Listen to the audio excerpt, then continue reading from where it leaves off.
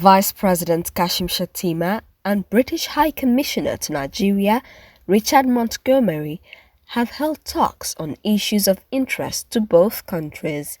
Montgomery, who fielded questions from State House correspondents afterwards in Abuja, said issues discussed ranged from trade, security, defense to economic relations. He said that some economic measures adopted by the new administration in Nigeria, such as subsidy removal and exchange rate reform, will improve the business environment.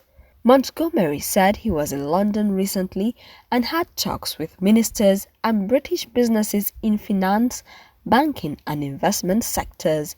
He said they all responded very positively to the first decisions taken by the new government in Nigeria. We discussed our long-standing partnership between the United Kingdom and Nigeria. We have many areas of shared interest, including a good history of development cooperation, some excellent trade and investment arrangements, and we also have some good cooperation on security and defence.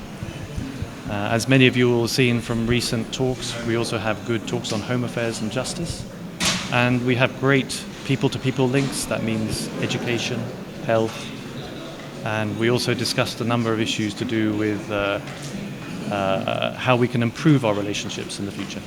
So I think we already have a very good economic dialogue, but I think there's a great potential to do more. And as I discussed with His Excellency, the big economic decisions being taken by this government are really important, and they're being noticed around the world. The removal of subsidy, the exchange rate reform, all of that creates a much better investment environment. We know that there are tough times that are going on at the moment, inflation and unemployment.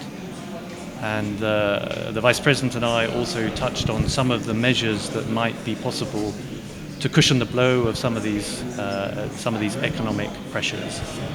But I think the big issue is that these reforms help put Nigeria on a higher growth path.